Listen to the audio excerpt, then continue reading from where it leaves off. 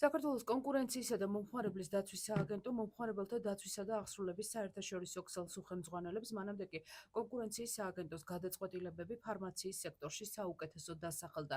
რას ნიშნავს ქვეყნისთვის საერთაშორისო დონეზე აღიარებები, რატომ არის ფარმაციის кейსი ერთ-ერთი ყველაზე საუკეთესო და რა სიახლეები აქვს უწყებას მომხმარებელთა დაცვის კუთხით? შეფასებები და სტატისტიკა დღეს გადაცემაში პირდაპირ ეთერში ეკონომიკსის სტუდიაში ჟურნალისტი ირმა ებრალიძე მუშაობს. გამარჯობა. დღეს ჩვენი გადაცემის სტუმარია კონკურენციის სააგენტოს ხელმძღვანელი ირაკლი ლექვინაძე.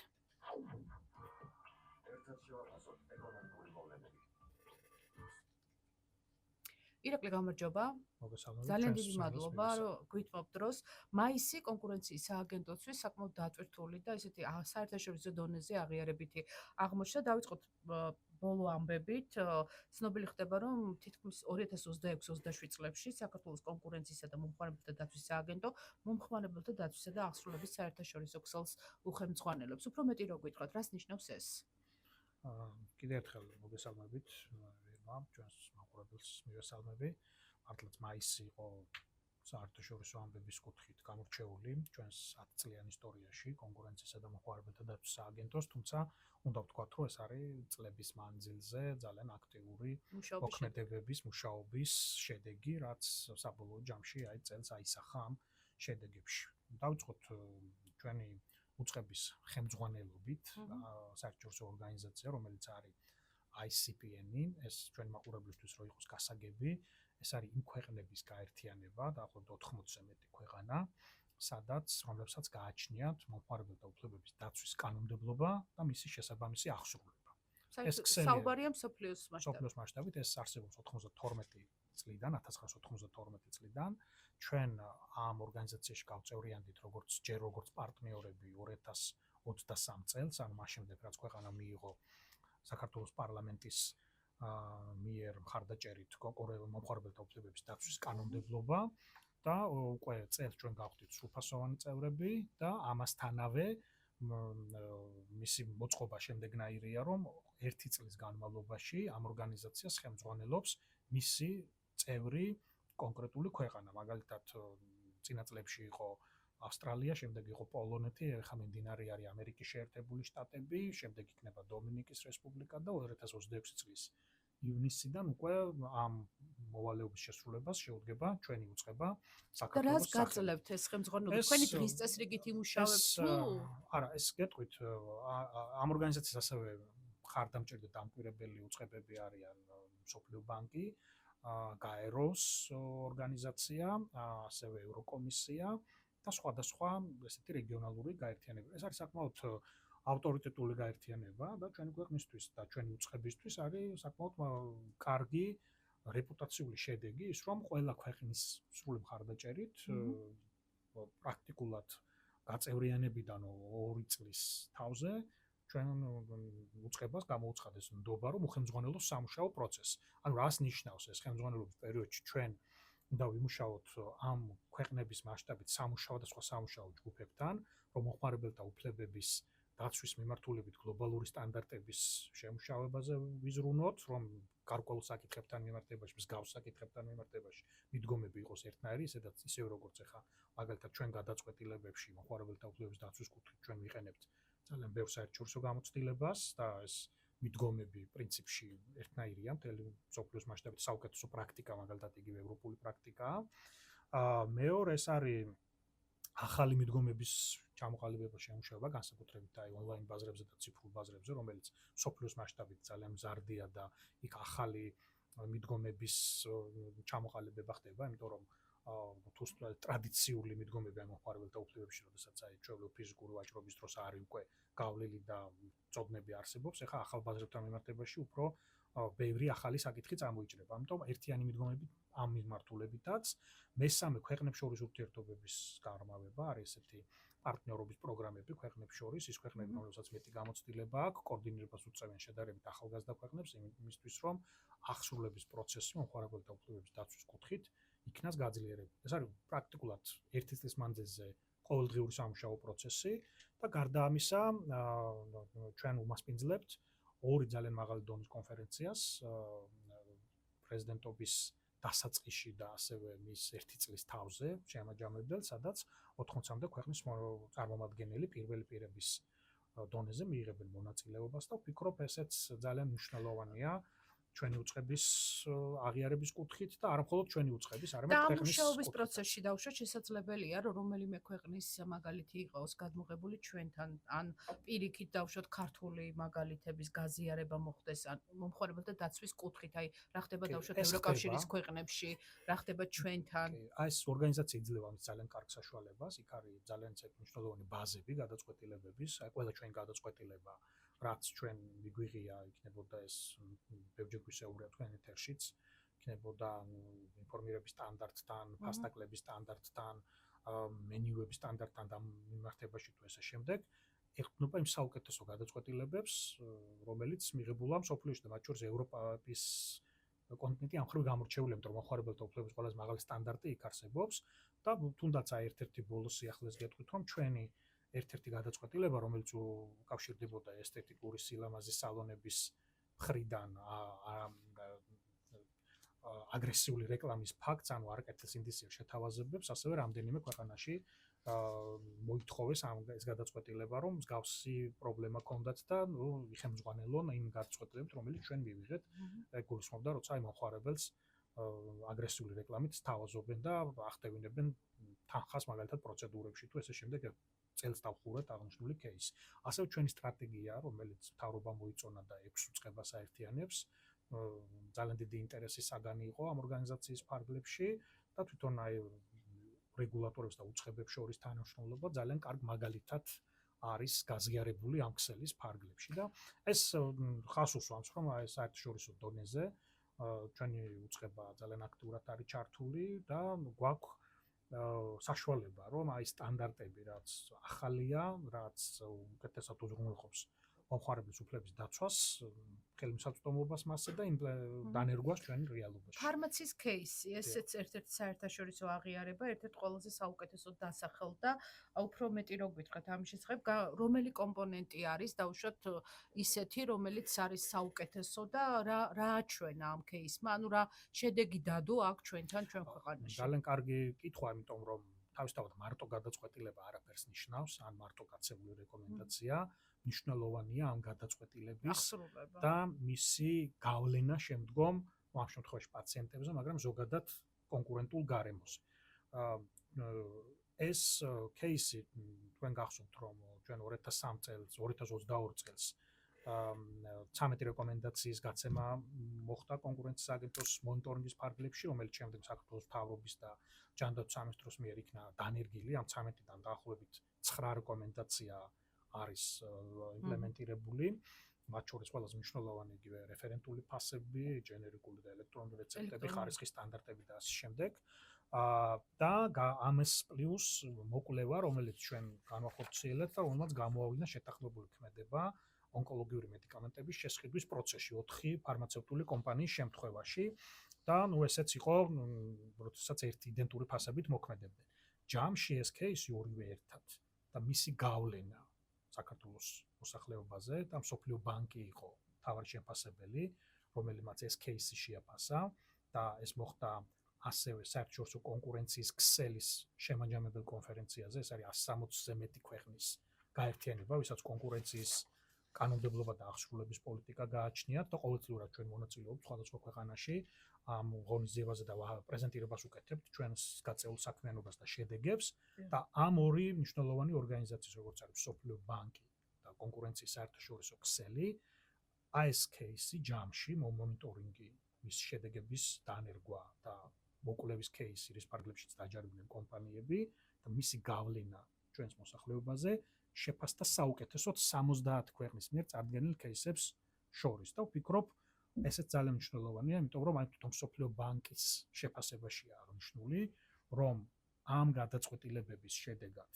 სხვადასხვა ტიპის სამედიცინო პროდუქციაზე ფასები 40-45%-ის ფარგლებში შემცირდა და მოქალაქეებმა შეძლეს ყოველწლიურად დაახლოებით $75 მილიონი თანხის დაზოგვა მედიკამენტების შეძენაზე. ეს არის მსოფლიო ბანკის ოფიციალურ აღწერაშია თვითონ, როდესაც წარდგენა მოხდა აღნიშნული кейსის გამარჯვებულად, აი უფრო ბანკის შეფასებას ვციტირებ ახლა ამ შემთხვევაში. და რაც შეეხება ელექტრონულ რეცეპტებს, ესეც მოხდა ამ кейსში. ანუ ეს არის ჯამურად ყველა გადაწყვეტილება, რომელმაც გავლენა მოახდინა ამ გარემოზე და ვფიქრობ, რომ ესეც ძალიან ისეთი კარგი აღიარებაა ჩვენ ქვეყანაში ჯანდაცვის სექტორში მიმდინარე რეფორმების და მისი გავლენის ჩვენი ქვეყნის მოსახლეობა და რა თქმა უნდა საამაყოა ჩვენთვის ჩვენი უწყებისთვის, რომ არსებობის 10 წლის თავზე ესეთი საერთაშორისო აღიარება გვაქვს. როგორც ერთი, ასევე მეორე მიმართულებით. ანუ ორი მთავარ დავშოთ кейსზე ვისაუბრეთ და აღიარებაზე. ახლა საინტერესოა კიდევ ერთი თემა, საწვავის ბაზარი. ბოლო პერიოდში შეინიშნება, რომ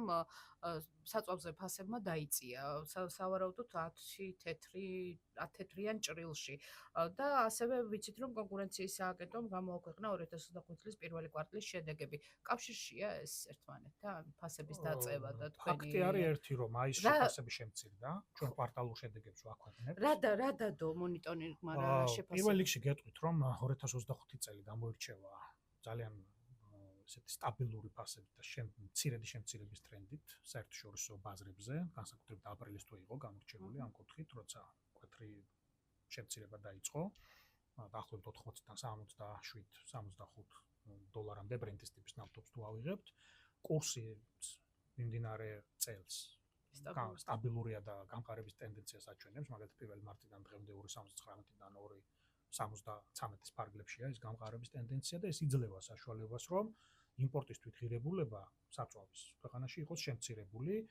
აპრილის თვეში უკვე ეს საგრძნოდ დაისახა მცირე ქსელებზე და პირველ ისინი სწრაფად რეაგირებენ მარაგებისგან გამომდინარე და მაისის თვეში უკვე მსხვილ ქსელებში ჩვენ გვაქვს 10-15 თეთრიანი კლება თითქმის ყველა ტიპის საწვავზე. ანუ მხოლოდ საგარეო ფაქტორების დამსახურებაა ეს? ეს არის, რა თქმა უნდა, ჩვენი კურსის ადგილობრივი ვალუტის კურსის სიმყარის და საგარეო ბაზრებზე ნავთობის ფასის გავლენის შედეგი. თუმცა ის დროში რომ მოხდეს ადეკვატურად ეგ მარაგების გათვალისწინებით და ეს პირობითად არ იყოს არასაბაზრო ფაქტორების გავლენა და ეს იყოს დროულად ასახული ჩვეულებრივი მოქალაქისთვის საწვავის შეძენის პროცესში, ამ პროცესს ამის გამო ვუწევთ მონიტორინგს, რომ ჩვენ დავინახოთ ეს პროცესი. მთლიანობაში ბაზარი 2025 წელს არის კონკურენტული, მსხვილი კომპანიას თუ ავიღებთ, მათი წილი არის დაახლოებით 65-67%-ის ფარგლებში. დანარჩენი მცირე ქსელებს უჭირავთ, იმპორტის დონეზე 50-ზე მეტი კომპანია ახდენს საწვავის იმპორტირებას და საცელო დონეზე დაახლოებით 400-მდე კომპანია ოპერირებს. ანუ ბაზრის პრინციპებით მოქმედებენ სრულად და არანაირ დავშოთ გარიგებებს და ასე შემდეგ ადრე ქონდა ადგილი. ჩვენი მონიტორინგი აჩვენებს, რომ ამ კუთხით ბაზარზე კონკურენცია არსებობს და დროის ფაქტორის გათვალისწინებით ხდება ოპტიმალურ დროში მცირეს და მსხვილ ქსელების გათვალისწინებით, იმიტომ რომ მცირეები კიდევ ერთხელ მალე რეაგირებენ მარაგებიდან გამომდინარე, სათანადოდ ასახვა და ეს აპრილ-მაისის თვემაც აჩვენა ამ კუთხით. ჩვენი მოლოდინი იყო, რომ დაახლოებით ეგრე უნდა მოხდარიყო და ესეც მოხდა. თქვენი უწყების მანდატი არის, როდესაც მოგმართავენ და ერთ შემთხვევაში და ატარებთ მონიტორინგს. ამ საწვავის შემთხვევაში ეს არის გეგმიური და ყოველთვის ტარდება. რადგანაც ბაზარი არის მაღალი საზოგადოებრივი ინტერესის ქვეშ და ასევე არის გამოცდილებაც აჩვენებს, რომ ამ ბაზარზე მონიტორინგი საჭიროა. ჩვენ რამდენიმე ესეთ მონიტორინგი გვაქვს, მათ შორის ერთ-ერთი არის რიტეილის მიმართულება და მეორე არის საწვავის მიმართულება. რიტეილის მიმართულებაზე ოდნავ მოგვიანებით კითხავთ, აქვე ახლა მინდა რუსთავის ავტობაზრობასთან დაკავშირებით, როგორც აღმოჩნდა, ესეც საკმაოდ ხმაურიანი кейსია, ჯარიმა ავტობაზრობის თითქმის მილიონი ლარია, 888,276 ლარი. რის საფუძველზე დაიწყო კონკურენციის სააგენტომ რუსთავის ავტობაზრობის შემოწმება და რა სურათი დაგხვდათ? ეს ძალიან საინტერესო გადაწყვეტილებაა ამ კუთხით, ესე დადგინდა დომინანტური მდგომარეობის ბოროტად გამოყენება. რაში გამოიხატება? რუსთავის ავტობაზრობას 2023 წლის ოქტომბერში ბაზრობამ ფასები გაზარდა ორჯერ და უფრო მეტად იმ ავტოიმპორტიორებისთვის, ვინც იყენებენ რუსთავის ავტობაზრობას და მათ საპარკინგი ადგილებს ავტომობილების რეალიზაციისთვის. ფასების გაძვირება შეიძლება აქ არის ყოველდღიურ გადასახადზე, ერთ საპარკინგი ადგილზე. იყო 5 ლარი და გახდა 10 და 15 ლარი რიგ შემთხვევებში და მათი წუხილი ეხებოდა იმას, რომ არანაირი გაუმჯობესება სერვისის არამატებითი ინვესტირება ამ გარემოს გაუმჯობესებაში არ მოხდარა და რამდენად დასაბუთებული იყო ეს გაძვირება.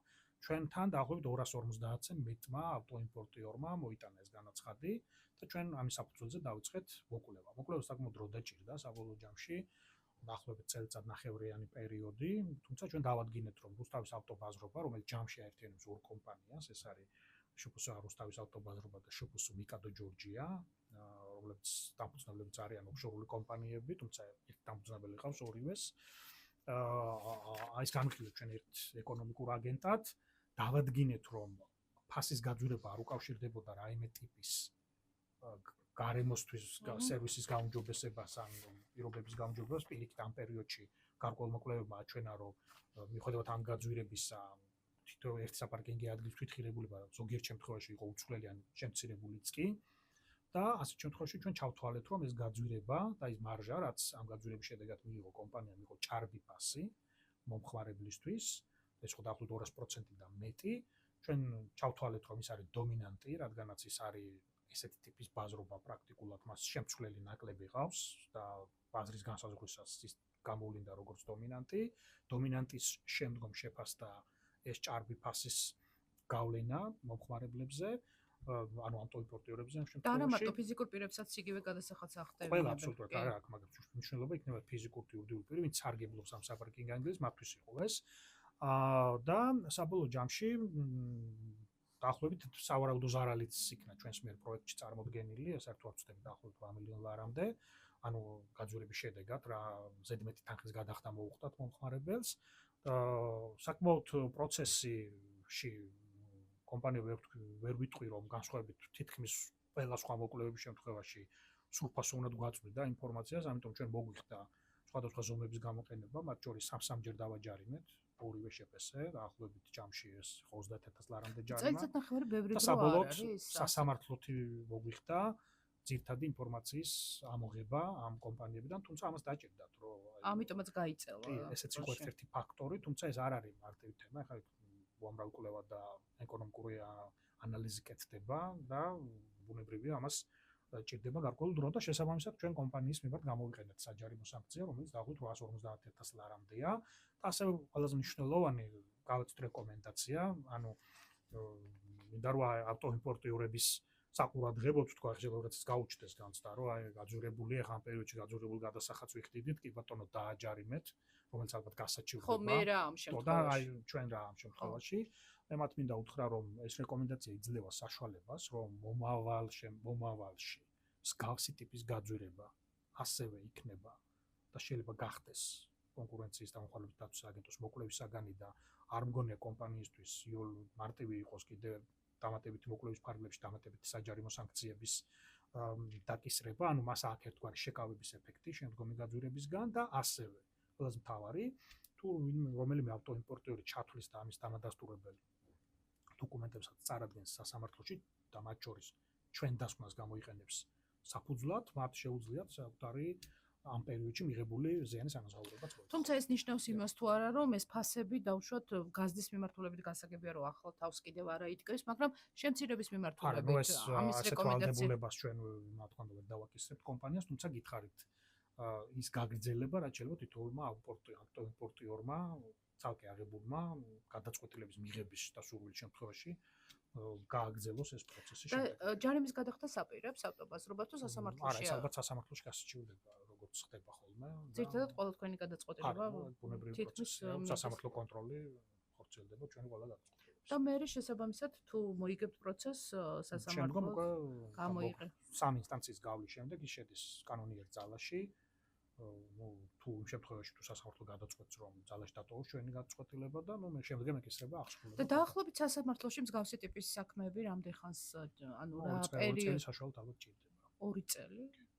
იმიტომ რომ ეს არ არის მარტივი საქმეები, საკმაოდ ისეთი ეკონომიკურ ანალიზს და ძალიან ბევრი ისეთ შეფასებას, რომელსაც კონკურენციის სამართალი სპეციფიურად უყურებს, ეფუძნება, ამიტომ თუმცა თვითონ თავად ამ გადაწყვეტილება მაინც ახდენს ხო გავლენას კომპანიის ქცევებს ეს ამოვალოთო.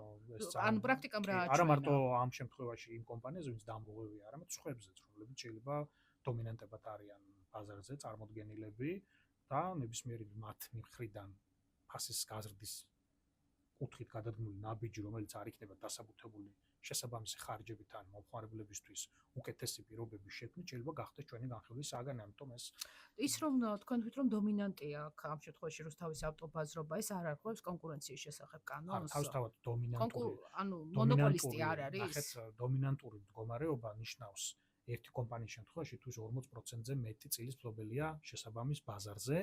კომპანია შეიძლება იყოს დომინანტი და ეს არ ნიშნავს არანაირ დარღვევას, უბრალოდ დარღვევა არის დომინანტური მდგომარეობის ბოროტად გამოყენება და იმ შემთხვევაში ეს უნდა გამოვლინდეს კონკრეტული მომხმარებლის ან კონკრეტული ეკონომიკური სუბიექტის მიმართ და თუ ის სუბიექტი გვეუბნება რომ ეს არის მსხვილი კომპანია, დიდი კომპანია, რომელსაც შეუძლია პირობები უკარნახოს, განსხვავებულად მიუდგეს ან ფასების ფორმირება მოახდინოს, აი ესეთ შემთხვევაში ხდება უკვე ჩვენი მოკვლევის საგანი. ანუ თუ ის დომინანტია და არაფერსაც არ არღვევს. ანუ მონოპოლისტი ეს კანონმდებლობას აცნობს, ჩვენი კანონმდებლობა. ხო, არა, მონოპოლისტი ზოგადად არის კომპანია, რომელსაც 100% აქვს ბაზარზე. ჩვენ კანონმდებლობა ცნობს დომინანტურ მდგომარეობას და ჯგუფურ დომინანტურ მდგომარეობას. ანუ ეს ნიშნავს, რომ თუ ერთ კომპანიას აქვს 40%, სამ კომპანიას ჯამში 50%-ზე მეტი და 5 კომპანიას ჯამში 80%-ზე მეტი.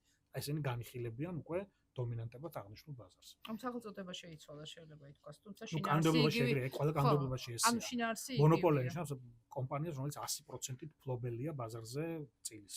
რახან კანონმდებლობას შევეხეთ, კიდევ ერთი საკითხი კონკურენციისა და მომხმარებლების დაცვის სააგენტოში ახალი მმართველობითი ორგანო აღარ შეიქმნება, რაზეც იყო საუბარი ადრე და შესაბამისად კანონში იყო ცვლილება, რატომ? ანუ 2020 წელს, როდესაც მოხდა კონკურენციის კანონმდებლობის გაუმჯობესება, მაშინ ჩაიდო ეს ინსტიტუციური მართვის ეს ფორმა, რომელიც სოფლიოში ბევრი ფორმაა, მათ შორის ისეთი მოდელი, რომელიც ჩვენ გვაქვს და მათ შორის მოდელი, რომელიც გულისხმობს კომისიის მმართველობას, ან კომისიას ხავს ხელმძღვანელი, როგორც სხვა მარეგულირებლებს და არის კომისიის წევრი, რომელიც 5 წლის ვადით ინიშნება და ისინი იღებენ საბოლოო ჯამში გადაწყვეტილებებს. თუმცა კონკურენციის უწყებების პრაქტიკას თუ გადავხედავთ, ეფექტური არის როგორც ის მოდელი, რომელიც ჩვენ გვაქვს, როდესაც არის ხელმძღვანელი და უბრალოდ დეპარტამენტების ხაზით იმართება უწყება და ჩვენ ეს 2 წლის წინ მოვახდინეთ შეფასება ჩვენი ამ სტრუქტურის და მაშინ მოხდა ამ სტრუქტურის ცვლილება და ადაპტირება ახალ გამოწვევებთან და ასევე აჩვენა ამ განვლილმა პერიოდმა, რომ დამატებითი მილიონი ლარის გადახდა იმ ინსტიტუციური მმართველობის შექმნაში, რომლის გარეშეც ვფიქრობთ, ყოველ შემთხვევაში ეს ჩვენ შეფასება არ არის, რომ აღსრულება ეფექტურია, კი, ასრულება ეფექტურია და ეს თავის მიზნებს და ამოცანებს პასუხობს ამ მოდელის პირობებშიც. ეს არ იყო დამატებითი ხარჯ ეფექტური და ამიტომ საქართველოს პარლამენტმა მიიღო ეს გადაწყვეტილება. ანუ მმართველობის ის ფორმა დარჩება, როგორც არის, უბრალოდ სახელწოდება შეიცვალა და დაეტავა. სახელწოდება იგივე დარჩა.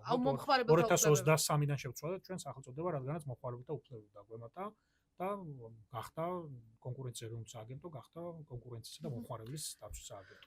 საინტერესო ასევე რითეილის ბაზარი, მონიტორინგის შედეგები პირველი კვარტლის. ეს ჩვენს ანგარიში უკვე გამოქვეყნებულია. ეს არის 2024 წლის ანგარიში, რომლის ფარგლებში ჩვენ რამდენიმე ხა სულ არის დისკუსია, ხო, რომ ფასები, დისკუსია იმპორტიორებსა და მიმწოდებლებს და რიტეილ ქსელებს შორის. არის პრეტენზიები, რომ ვერ შევდივართ მსხვილ ქსელებში და აქ მაგათ თავიანთი მოთხოვნები. ახლა რაც ჩვენ ნახეთ ამ შეფასებაში, შუალედურ შეფასებაში რაც გვაქვს, ბაზარი მზარდია, ორგანიზებული და ქსელურ ბაზარს გულისხმობ, ის დაახლოებით ჩვენ შევაფასებთ 14 მილიარდ ლარად. და რო იყოს გასაგები ჩვენი მსმენელისთვის, ეს ჩვენ დავაყენებთ შემოსავლების სამსახურის ბაზას, ვინც ან ყველა ვინც არის რეგისტრირებული მარკეტად თუ ქსელურ მარკეტად და არის DRG-ის გადამხდელი და პლუს ვისაც არ არის DRG-ის გადამხდელი, იქ უკვე ვისაც აქტიური სალარო აპარატი გააჩნია, აბსოლუტურად ყველას ბრუნვა შევკრიბეთ და ეს იყო 14 მილიარდიანი ბაზარი, რომელიც 2003 წელთან შედარებით დაახლოებით 8%-იანი ზრდა არის. ორგანიზებული ქსელის წილი იზრდება მთლიანობაში და ბოლო წლების დინამიკას თუ ვნახავთ 3 წლიანს მაგალითად ის დაახლოებით 40%-დან და ეხლა უკვე 58%-დან ანუ აქ ვერ ჩავშლით მსხვილს და მცირეს. ეხლა გეტყვით, ყველაზე პირველი მსხვილი ჯგუფის წილი ამ ბაზარზე არის დაახლოებით 18%, სამი მსხვილი კომპანიის წილი არის დაახლოებით 32%, ხუთი მსხვილის წილი არის დაახლოებით 45 თუ 46%. 10-ის წილი არის დაახლოებით 55%. ეს ნიშნავს იმას, რომ ამ ბაზარზე ჩვენ არ გვყავს დომინანტები და ამ ბაზარზე არ აქვს ასევე კომპანიები, რომლებიც ჯგუფურ დომინირებას ახორციელებენ.